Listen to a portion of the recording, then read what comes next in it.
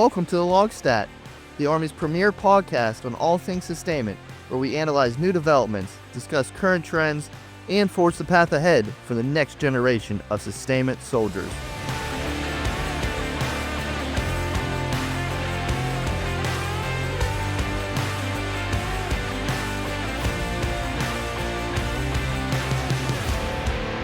Hello, everyone. Welcome back to another episode of the LOGSTAT. I'm your host, Captain Garett Pyle. On today's episode, we're going to be walking through a recently updated, or should I say, newly created doctrine that provides a framework for commanders, staffs, and soldiers at all echelons in understanding of responsive, integrated, synchronized, continuous, timely, and accurate human resource HR support to build and maintain combat power and support of multi-domain operations through the two core competencies of manning the force and providing HR services. I'm talking about Field Manual FM 4-1, Human Resource Support from September 2025. Now, I'm not going to spoil anything else for you. I'll leave that for my guest today, Master Sergeant David Minder, to provide all the details on this new FM for the sustainment community. Master Sergeant David Minder joined the Army in 2007 as a 42 Alpha Human Resources Specialist. His previous assignments include Fort Bragg, Baumholder, Fort Knox, South Korea, Fort Jackson, Fort Carson, U.S. Southern Command, and Washington, D.C., with deployments to the United Arab Emirates. He is both a Bachelor of Science and Master of Science degree in Homeland Security and Emergency Preparation from the Thomas Edison State University, a Master of Science degree in Criminal Justice from the University of Louisville, a Graduate Certificate in Advanced Business Analytics from the University of South Carolina, and is currently pursuing a doctorate in Business Administration. He has been awarded the Major General Horatio Gates Bronze Medal and the Colonel Robert L. Manning Achievement Medal. He currently serves as the AG, Adjutant General, Career Proponent, NCO. I'm so excited to have you on the show today, Master Sergeant. Welcome. Hey, sir, I'm happy to be here. So, I know talking about doctrine can be dry sometimes, but I'm excited today to really get into this new one, especially because, and we'll get into it later, like, hey, it used to be FM 1.0. Now we're saying, hey, human resources, FM 4.1. So he's still trying to get used to that now. But before we even get into this new FM, can you walk us through like this Army doctrine hierarchy? Those relationships between Army doctrine publication, the ADPs, the field manuals, FMs, and Army techniques publication ADPs? Yes, sir. Yes, I can. So how it starts is the Army's doctrinal publications are organized into a hierarchy with the Army doctrine publications, ADPs, at the top, followed by field manuals or FMs, and then the Army techniques publications, ATPs. Here's kind of the relationship of how they're broken down. The Army doctrine publications, they provide the fundamental principles that guide the actions of the military forces. ADPs are the foundational layer of doctrine. For example, you have ADP 4.0, which is sustainment, establishes the overall principles for logistics, personnel services, and healthcare support. Then you have field manuals, which is, kind of the next level down. It provides more detailed doctrine and techniques. They explain how the Army executes the principles outlined in the ADPs. They are the premier source of tactics and procedures. An example is FM 4-1, Human Resources Support, which details the execution of HR support across the forces. And then finally, you have Army Techniques Publications, ATPs. These are the most detailed publications providing specific techniques and procedures for accomplishing particular missions and or tasks. ATPs offer non-prescriptive ways to perform missions, functions, and tasks, and they're not directive. We're currently working to rewrite and kind of establish our new ATP that goes in line with FM 4-1, which is going to be ATP 4-1.1. That'll be coming in the next 6 to 12 months based on, the doctrinal process. So in essence, you have ATPs that provide you the why, the FMs that provide the what, and the ATPs to explain the how. So wow. First of all, nice. We got a little insight into some upcoming doctrine that's kind of getting worked through the chain. So that's always neat to see how, hey, maybe it's 6 to 12 months we're getting some more stuff. But I think that was a nice, good breakdown that you did on describing how each one is getting, that how, that what, that why, on what in this that whole relationship. Because that's what's key. Is I know people we can get overwhelmed sometimes with all the doctrines. Like, which one do I go to? There's just so many different things. Um, but it's good now that we have that good understanding, because that's before we needed that as we get into today, especially because I mean we have this new one that we're talking about, FM 4-1, which is modernizing human resources support. So why did FM 1 or 4.1 replace FM 1.0 when it comes to human resources support? And why was there a need for an update? So great question. You kind of started to explain it when in the intro, right? So FM1 was our own field manual. With the way doctrine is changing, we we rolled ourselves under sustainment. Um, so what we did is we aligned with the Army's evolving operational environment to better integrate HR support with other sustainment functions. The update was necessary to reflect the shift towards large scale combat operations and to ensure that HR support is planned, coordinated, and executed in a way that directly contributes to the commander's objectives and the overall lethality of the force. Previously, FM1 or FM 1-0 was more narrowly focused on HR as a separate function. So what we did was, since we all fall under sustainment, we're all sustainment warfighters. We integrated by creating 4-1, integrated into the broader sustainment warfighting functions as outlined in ADP 4-0. By doing this, you guys, you simplified it. Now it's modernized now for the new challenges that we're going to be kind of facing. So with that, can you kind of walk us through some of those key enhancements, and kind of elaborate more, like that, really help out getting after like why there really was an update with these key enhancements that we have now? Yes. So several key enhancements to the Army's HR support doctrine. So integration into the sustainment warfighting function was one of the key things, right? The most significant change is the full integration of HR support into the sustainment warfighting function. This ensures that HR professionals are not just supporting personnel, but they are active participants in planning and executing operations to achieve the commander's intent. That was the big one, right? And then the focus on large scale combat operations, or LISCO as it'll be referred to throughout. The new manual specifically tailored to the challenges providing HR support in a LISCO environment. This includes a greater emphasis on mobility, survivability, and the ability to operate in a contested environment. You kind of laid out some of the new core competencies that FM 4-1 introduces.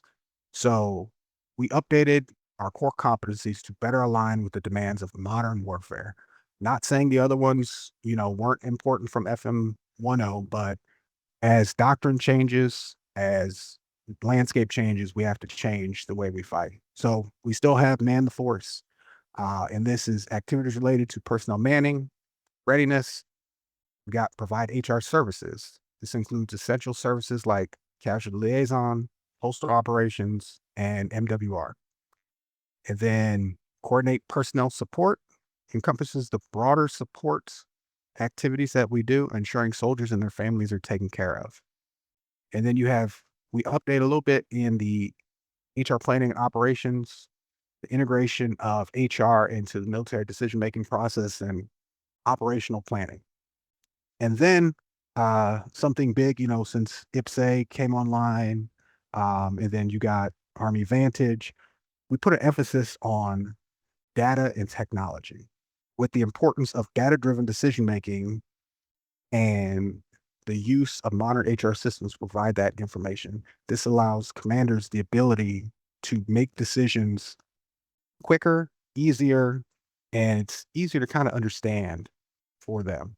So you mentioned at the beginning, as we're going kind of through these key enhancements, that having it being separate, it was it was separating HR from sustainment.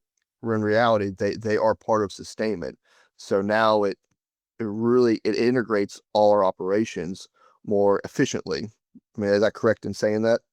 Yes, that's correct.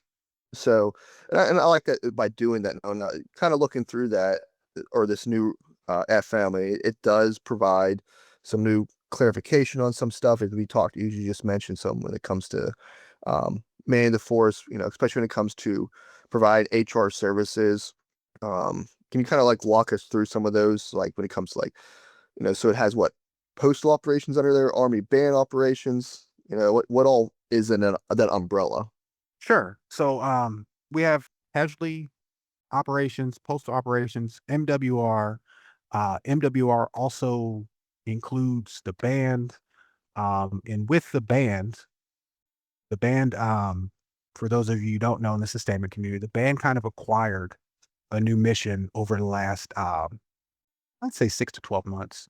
So they will essentially be supporting casualty operations in a LISCO environment.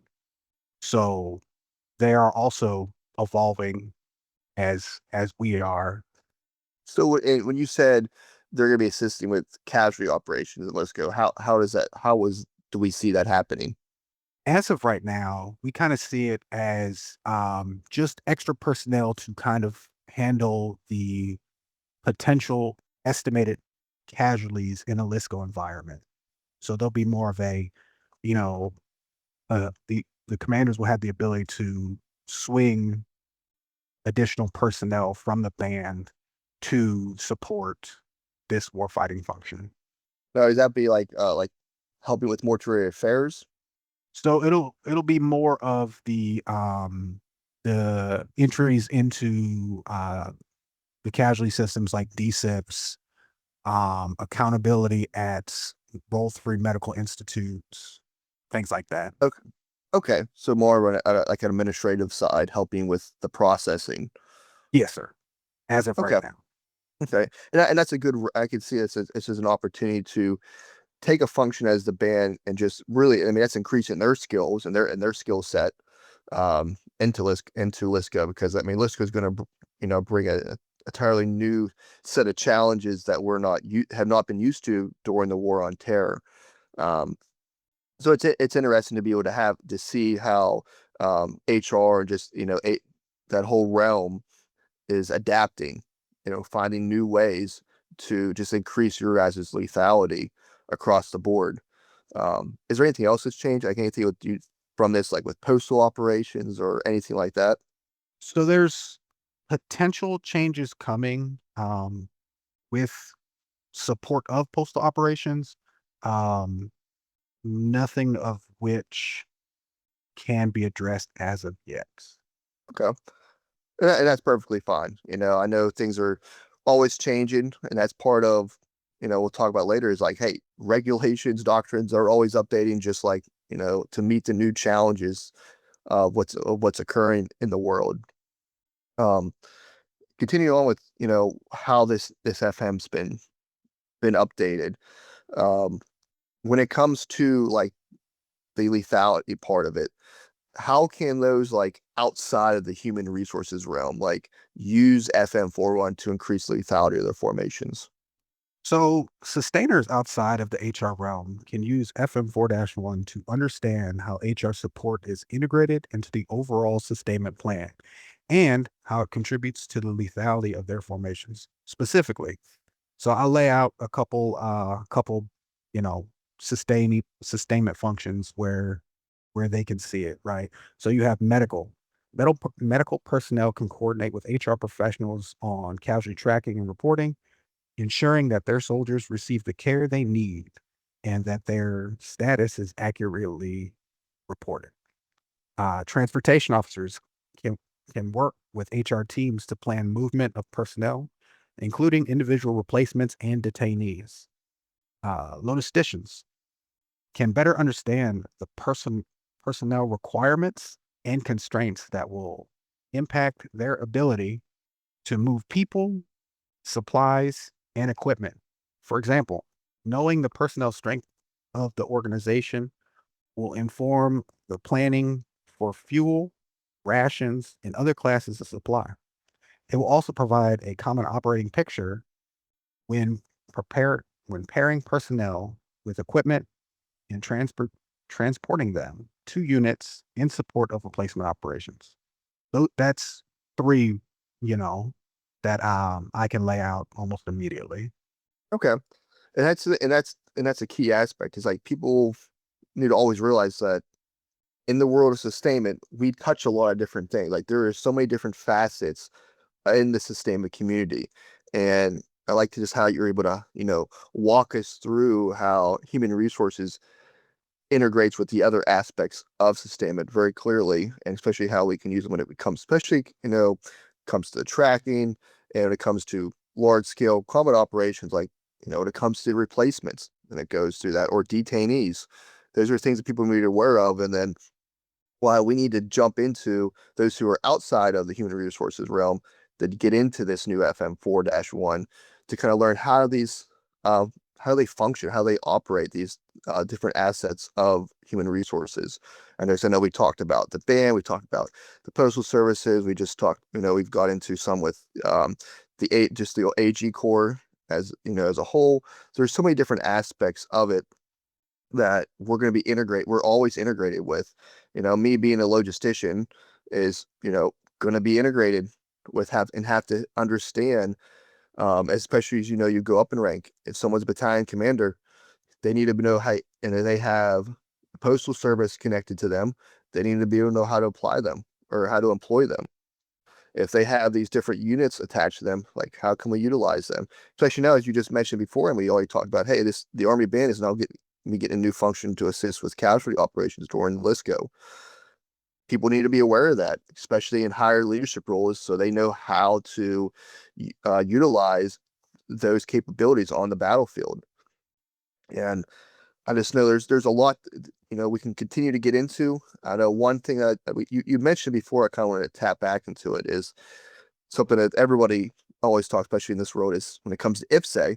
So you're saying that's now been integrated into the FM4-1 now? Yes. So it's more outlined in the ATP that we're updating, but we do place an emphasis on data, whether that's IPSA data, whether that's data from IPSA into Vantage, but just understanding that we need to be able to provide the commanders data to drive their decision-making process. By understanding the capabilities and requirements of HR support, sustainers, commanders can better synchronize the efforts to support the operational plan and increase that overall effectiveness of the force. I mean, it always goes back to data. And I know data, it seems like it's been the new flavor in recent times, the word of the year. But really and truly, data has always been important throughout history when it comes to for armies. You had to know your supplies, you had to know what your count of people and different branches. Like you had to just all this data has been vital. It just seems now we've become more focused on it, especially because we have systems now in place to help us better manage the data and to understand the data. And that's where the key is we could have a whole bunch of data, but if you're overloaded with that and you don't understand it and are able to decipher it, it ain't going to help you at all.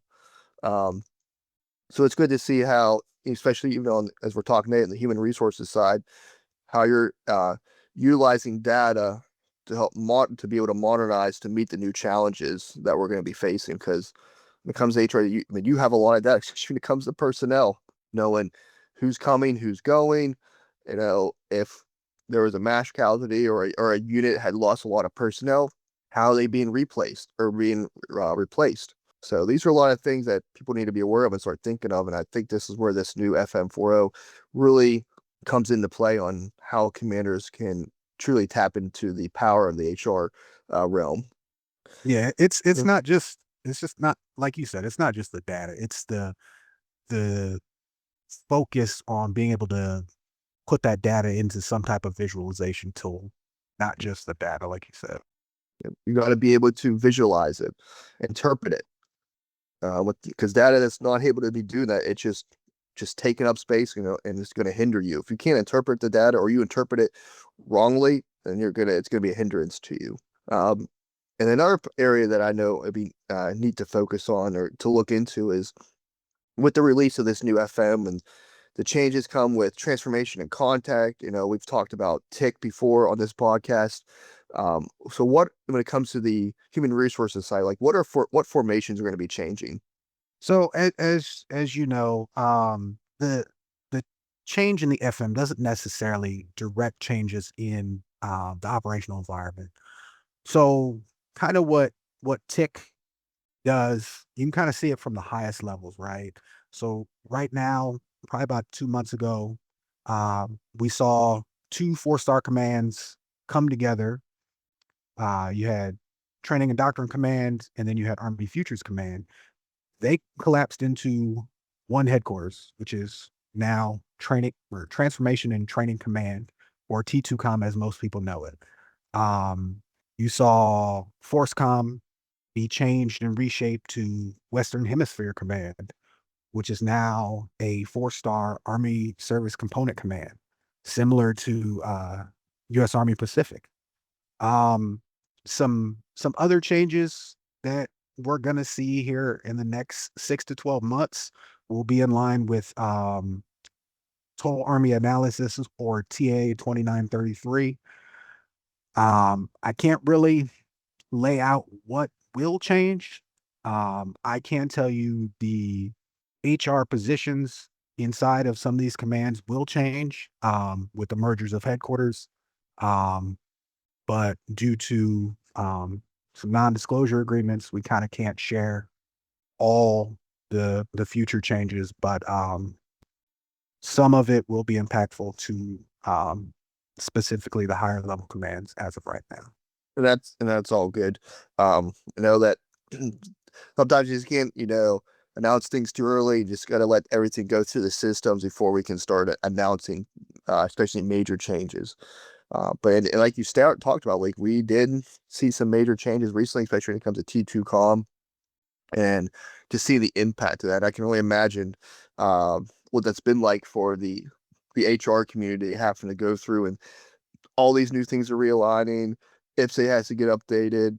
All these new positions and going from two giant, formations or commands into now one. I can only imagine uh, what that would have been like for you all. I mean, I don't know if you provide any insight into what that's been like for all these mergings when it comes to your side of the house. I can kind of share a little bit. So one of the big things that we've been told to focus on is HR support elements will need to be more mobile and integrated into tactical formations to a greater degree than in the past. So, what that looks like could be small teams going out with a battalion, small teams going out with a company. Um, it could be consolidating, you know, everybody back in the uh in certain areas to fight whatever fight happens in the future, whatever the focus is of the future. But I will tell you, we do have to be more mobile and more integrated in those tactical formations because we don't know what they look like in the future.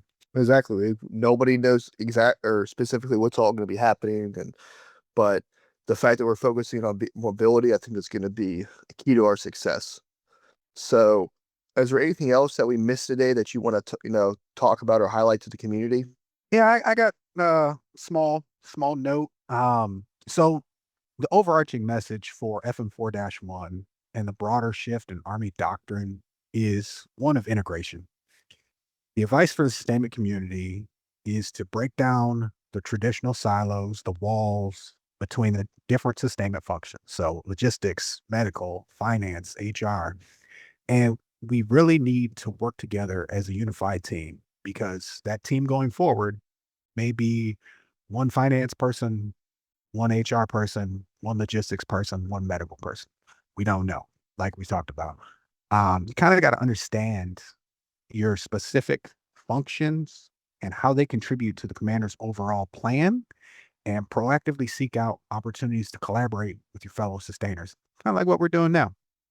In the context of LISCO, no single sustainment function can succeed on its own.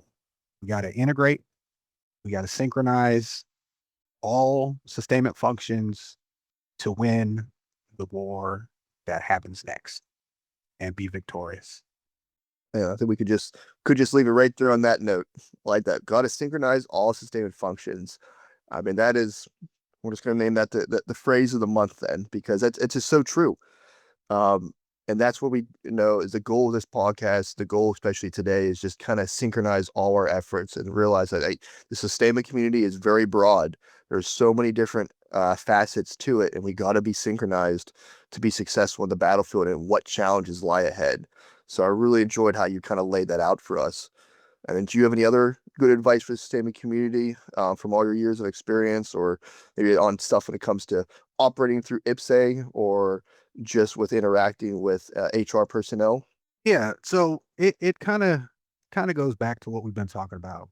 HR personnel need to understand that we do not just support the people, we are a vital role in sustainment, whether that's building something on the IPSA team that supports 1.1 million people, whether that's writing doctrine that supports, you know, the AG community, but holistically, all of us need to sit in a room together and understand that HR, finance have always been sustainment and we will always be sustainment.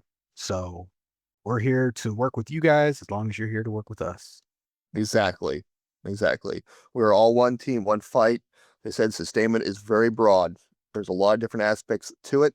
And today we're just talking about another one. And I'm just very happy that we've been able to have you on the show today, Master. And I know there's going to be many more questions because I know this FM is, as we talked about, is truly modernizing to the new challenges that we're facing across the force. And just thank you very much for kind of walking us through what this FM does and just how we're going to be able to utilize this to increase the lethality across the force, especially because I know talking about doctrine sometimes can we can get into the weeds and get dry sometimes, but thank you very much for really highlighting to the community out there at large just how to utilize this and just how important it is to be synchronized. But so where can people find you at if they want to send their cards and letters for any questions? Of course, sir. Yeah, it was great to be a part of this podcast. You can find me on Global. I'm the only David Minder in the Army. Um, the AG proponent team does have a group email box. So if you hit me on email, I can get you that. We're on SharePoint. Right now, we're in the middle of building a Teams page. So we can kind of hold a lot of lessons learned from the AG community, and we'll even open up to the rest of sustainment once we get all our information in there, so that we can be better integrated and everybody can understand everybody. Perfect. And we'll definitely get some of those links in the show notes as well for the community. But once again, I just want to thank you for taking time today to kind of to do this virtual podcast with me so we can provide the community how to use this FM no matter the branch that you're in. And just once again, thank you so much for coming out today, getting on and just really providing a great conversation. So I've enjoyed it. I've learned a lot and just thank you so much. No, thank you, sir. It was great being here. So as we close out today, just want to remind everybody that, our doctrine, no matter what, if it is an ADP, an FM, ATP, or, you name it, it's always updating to meet the new challenges. That is why you must always stay up to date to see what changes there are out there. Check out the Army Publishing Directorate to stay the most up to date. Get into it. Hey, you see a new piece of regulation or doctrine that's updated? Get into it, read about it, get that understanding, reach out to those, who are experts in it, and lead the leaders, professional development, lead an LPD with your unit so that you can continue to increase lethality of the force that you're serving in. But that is all we have today, folks. As always, sustainment leaders start here. See you next time.